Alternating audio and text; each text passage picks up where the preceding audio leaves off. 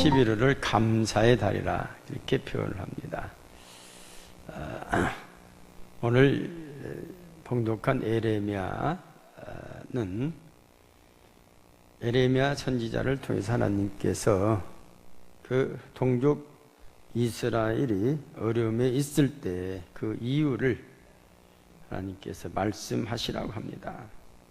그래서 그 하나님 말씀을 이렇게 전달을 하게 됩니다.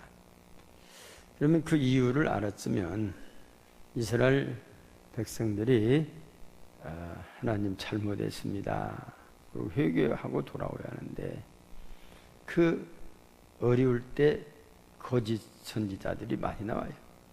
그 거짓 선지자들이 에레미야를 얼마나 모함을 했는지 오히려 백성들이 에레미야를 거짓 선지자라고 핍박을 하게 됩니다.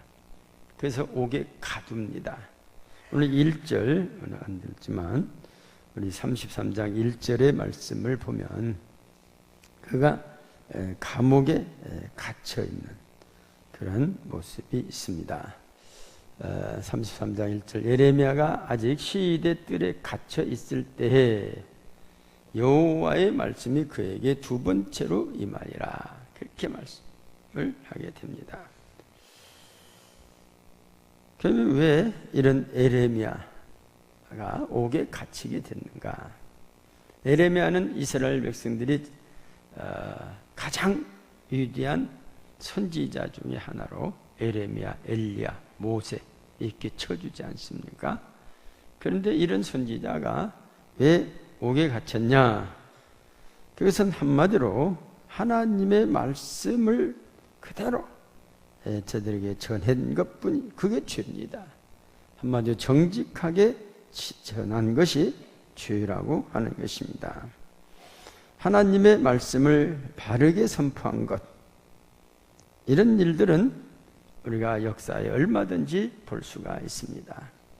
오히려 거짓 영들이 판을 치고 진실된 그 대표적으로 예수님이죠. 예수님을 십자가에 못 박아 죽일 만큼의 죄를 만들어 가졌어. 그래서 그를 십자가에 죽이게 됐다고 하는 것은 오늘날 역사가 다 알고 있는 사실이죠. 사도 바울도 복음을 전하면서 얼마나 바울이 헌신적으로 복음을 전하는지 갈라디아 이 성도들이 눈이 나로 빼줘야겠다. 갈라디아서 4장 15절 16절 보면 너희의 복이 지금 어디 있느냐? 내가 너희에게 증언하노니 너희가 할 수만 있었더라면 너희의 눈이라도 빼어 나에게 주었으리라. 그렇게 잘했는데 그런즉 내가 너희에게 참된 말을 함으로 원수가 되었느니라. 참된 말을 함으로 오히려 원수가 됐다고 하는 말씀입니다. 이것은 에레미야 선지자나 사도 바울의 그 모습들이 비슷함을 우리에게 전달하여 주고 있는 것입니다. 이러한 모습을 보면 사람들은 어려울 때 왜 감사가 되느냐고 말을 할지 모릅니다. 그러나 이런 어려움 가운데도 하나님께 감사의 희생을 드리는 이유가 있습니다. 그것이 바로 오늘 첫 번째로 생각하는 것은 여호와로 말미암아 감사할 수 있다는 겁니다. 모두가 다 나를 버릴지라도 여호와는 나를 버리지 않는다. 여호와로 말미암아. 우리 모든 역사의 이 일정을 보면 되어진 일을 보면 다 여호와로 말미암은 겁니다. 모세가 무슨 애굽에서 바로 왕과 싸워서 그들을 이끌어낼 수 있었겠습니까? 여호와로 말미암은 것입니다. 우리나라가 8.15 해방이 된 것이 누가 그렇게 했습니까? 인류에 살고 있는 모든 사람들이나 우리나라 사람을 제외하고는 해방을 시켜주려고 한 사람이 없었어요. 미국이 시키려고 했습니까? 소련이 시키려고 했습니까? 연합군을 만들어서 우리 조선을 해방시키자 그렇게 해서 만들었습니까? 아닙니다. 여호와로 말미암아 우리는 해방된 줄 믿습니다. 여호와로 말미암은 것입니다. 이 에레미야와 같은 비슷한 선지자가, 하박국 선지자가 너무나 답답해서 견딜 수가 없어요. 하나님, 세상이 왜 이렇게 불공평합니까? 라고 하나님께 질문하기 시작했습니다. 그랬더니 하나님께서 응답하시기를 하박국 2장 2절 이하에서 여호와께서 내게 대답하여 이르시되 너는 이 묵시를 기록하여 판에 명백히 새기되 달려가면서도 읽을 수 있게 하라. 이 묵시는 정한 때가 있나니 그 종말이 속히 이르겠고 결코 거짓되지 아니하리라. 비록 더딜지라도 기다리라. 지체되지 않고 반드시 응하리라. 보라, 그의 마음은 교만하며 그 속에 정직하지 못하나 의인은 그의 믿음으로 말미암아 살리라. 하나님은 하박국 선지자에게 살아계신 하나님의 역사를 통해서 어떻게 나타나며 어떤 놀라운 일을 행하는지 알려주었습니다. 이 하나님을 알게 된 하박국 선지자는 하박국 3장 17절에서 그는 신앙 고백을 합니다. 비록 무화과 나무가 무성하지 못하며 포도나무에 열매가 없으며 감람나무에 소출이 없으며 밭에 먹을 것이 없으며 우리의 양이 없으며 외양간에 소가 없을지라도 18절 같이 보실까요? 시작.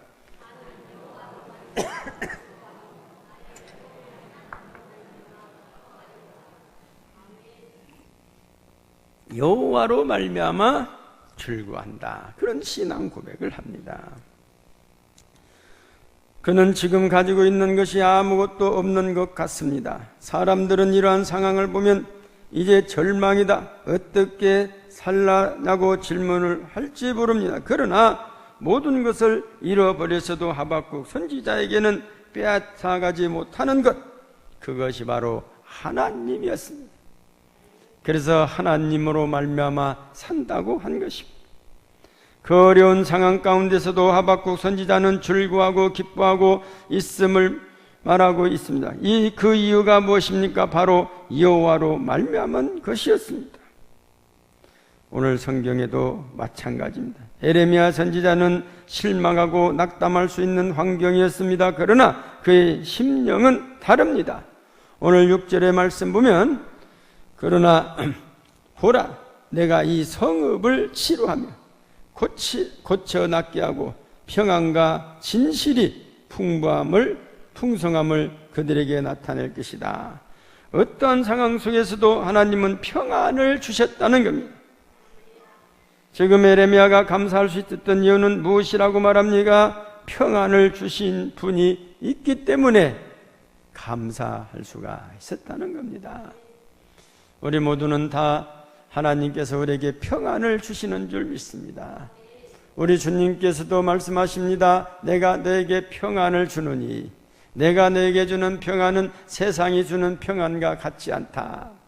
세상에는 어때야 편합니까? 잘 돼야 편합니다. 돈이 많이 벌려야 편합니다. 자녀가 성공하면 편합니다. 우리가 모든 것이 다 이 세상이 주는 평안이지만 만일에 세상에 이제 실패하고 세상에 이제 모든 것들이 다 어려움을 당할 때는 평안이 사라지지만 우리 그리스도인들은 어떠한 경우일지라도 하나님께서 주시는 평안이 있기 때문에 우리 모두가 다 평안인 줄 믿습니다. 제가 송명희 시인의 신앙 고백을 한번 봤어요. 미리 한번 들어봐야겠네요. 송명희 시인의 나 가진 건 없지만 그런 CD가 나옵니까? 그래서 이 송명희 시인은 약하고 송명희 시인은 태어날 때부터 중증 뇌성마비 환자였습니다. 의사의 부주의로 아기의 뇌를 집게로 잘못 건드려 소뇌를 다쳤습니다. 송명희 시인은 어린 시절의 고통을 이렇게 말하고 있습니다. 나는 7살까지도 누워만 있다가 업으면 머리가 등 뒤로 꼬꾸라져 허리가 빠지고 목이 꺾일 듯한 고통을 느꼈다. 송명희 씨는 10살이 넘어가면서 하나님과 어머니를 원망하기 시작했습니다. 어느 날 불쑥 어머니에게 대들었습니다. 엄마는 아기를 자연 유산도 잘하면서 왜 난 이렇게 낳았어? 나도 그렇게 유산해 버리지 왜 이렇게 낳은 거야? 한없이 외로웠고 답답함에 가슴이 터질 것 같았습니다. 자살하려고 했지만 무조건 반항이었고 무조건 원망이었습니다. 미치고 싶었으나 미쳐지지 않는 게 더 큰 고통이었습니다. 송명희 시인은 16살 되던 해 그가 극심한 절망에 빠졌을 때 하나님을 만나게 되었습니다. 하늘의 빛을 받게 됩니다. 예수님의 생명을 몸에 담게 됩니다. 약하고 보잘것없던 뇌속마비에 깨어진 질그릇이 하나님의 집에서 가장 귀하게 쓰여지는 고귀한 그릇으로 바꾸어지게 됩니다. 예수님은 어느 날 이렇게 말씀하셨습니다. 마태복음 11장 25절 이하 말씀 보면 그때 예수께서 대답하여 이르시되 천재 주제이신 아버지여 이것을 지혜롭고 슬기 있는 자들에게는 숨기시고 어린 아이들에게는 나타내심을 감사하나이다. 옳소이다. 이렇게 된 것은 아버지의 뜻입니다. 주님은 이 말씀처럼 어린 아이와 같은 송명희 씨에게 자기를 나타내 주셨습니다. 송명희 씨가 16살 되던 해 그가 극심한 절망에 빠졌을 때 교회 강단 밑으로 들어가서 하나님께 부르짖었습니다. 교회 강단 밑으로 기어 들어가서 나간 사람처럼 이렇게 중얼거렸습니다. 하나님 제발 저를 만나주세요. 제발 저를 만나주세요. 제 모든 걸 다 드리겠어요. 그런 기도를 한 후 이상한 현상이 일어났습니다. 작은 빛이 소녀 송명희 머리 위에서 밤낮으로 반짝거렸습니다.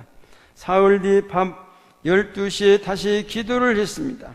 그랬더니 그 반짝이는 빛이 위로 올라가고 밝은 빛이 비추면서 두루마리 같은 것이 눈앞에 서더니 양쪽으로 펼쳐지고 이상한 글이 적혀 있는 것을 보았습니다.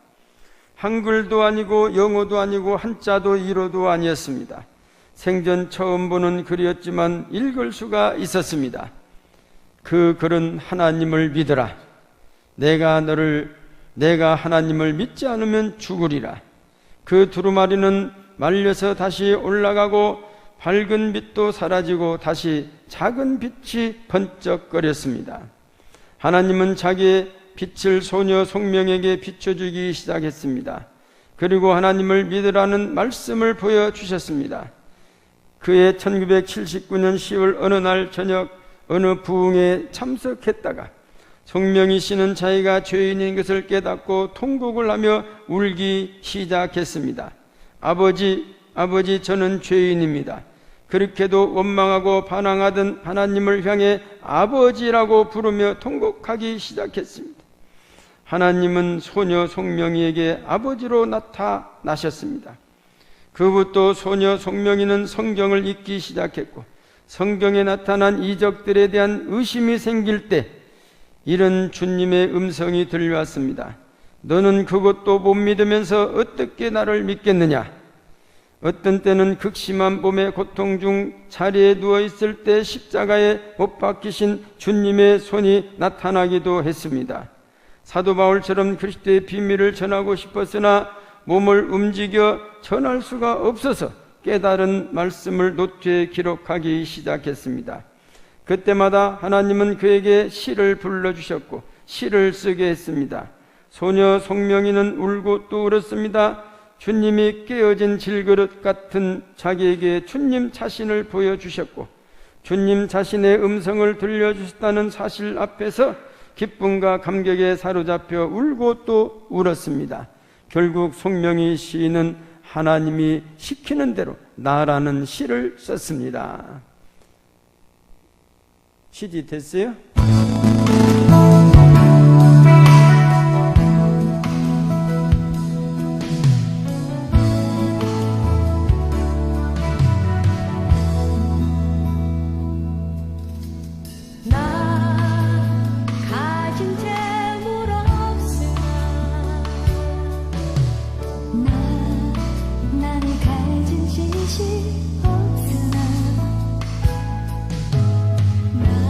남에게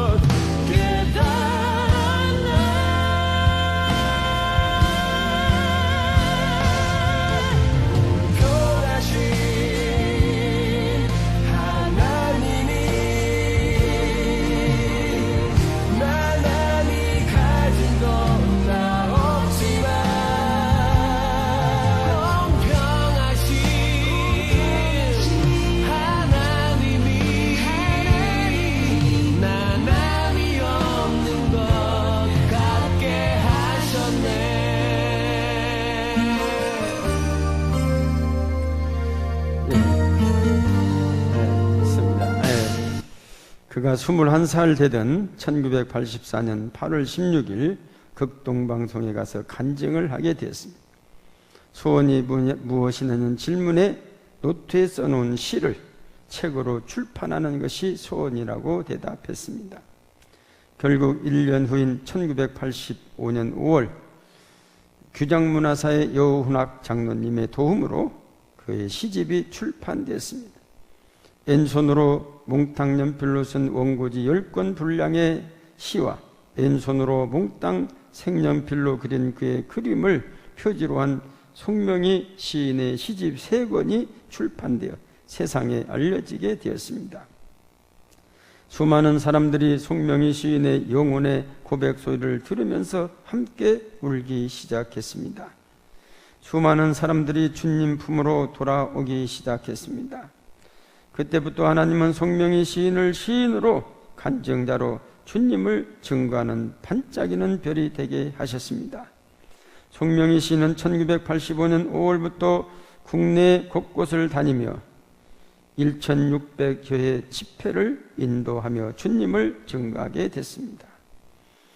제가 1600을 계산해 매주 다니면 30년 정도 매주 증언을 하고 그가 30년 주님을 증거하다가 51세, 51세 하나님께서 불러가 주셨습니다. 오늘 제가 이게 원고를 그대로 읽은 것은 이분이 간증한 분량의 10분의 1 정도를 제가 요약을 했습니다. 이분이 간증을 많이 했어요. 극동방송에서. 그래서 10분의 1 정도 요약해서 제가 읽어드린 내용들입니다. 이분이 이것은 여호와로 말미암아 감사하게 됐다는 것입니다. 하나님으로 말미암아 감사하게 됐고 하나님께서 직접 만나주시고 하나님께서 직접 시를 불러주시고 쓴 내용이기에 오늘 또 나누는 이 시를 통해서 수많은 영혼들에게 복음성가로 전해지고 이 모든 시들이 다 복음성가로 이렇게 모든 영혼들을 울리고 있는 것입니다. 또한 두 번째, 미래의 소망 때문에 우리는 감사할 수가 있는 것입니다. 오늘 말씀 10절과 11절 말씀은 이와 같이 말씀하심 너희가 가리켜 말하기 항폐하여 사람도 없고 짐승도 없다던 여기 곧 항폐하여 사람도 없고 주민도 없고 짐승도 없던 유다 성읍들과 예루살렘 거리에서 즐거워하는 소리, 기뻐하는 소리, 신랑의 소리, 신부의 소리와 및 만군의 여호와께 감사하라. 여호와는 선하시니 그 인자심이 영원하다라는 소리와 여호와의 성전에 감사대를 드리는 자들의 소리가 다시 들리리니 이는 내가 이 땅에 포로를 돌려보내어 지난 날처럼 되게 할 것임이라. 여호와의 말씀이니라고 전하게 됩니다. 지금은 포로로 다 잡혀갔지만 때가 되면 70년이 되면 다시 돌아오게 하겠다는 것입니다. 현재 이스라엘 상황은 사람도 없고 짐승도 없는 황폐한 곳이라고 말을 합니다.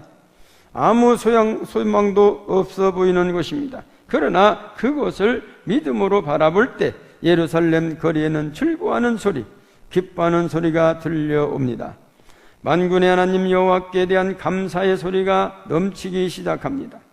또한 여호와의 집에 감사제를 드리는 찬양의 소리와 예배의 소리가 들리는 것입니다. 무엇을 말합니까? 새로운 회복을 말하고 있는 것입니다. 우리가 예수 믿는 것은 미래에 대한 약속과 소망입니다. 주님을 사랑하면 우리의 후손들이 천대에 이르기까지 복을 받을 수 있다는 소망이 있습니다. 부모를 공경하면 복을 받는다는 소망이 있습니다. 주의 말씀을 전하는 종들에게 찬물 한 그릇만 대접하여도 결단코 상을 잊지 않겠다고 하는 주님의 말씀을 믿고 상 받을 소망을 간직하고 있는 것입니다.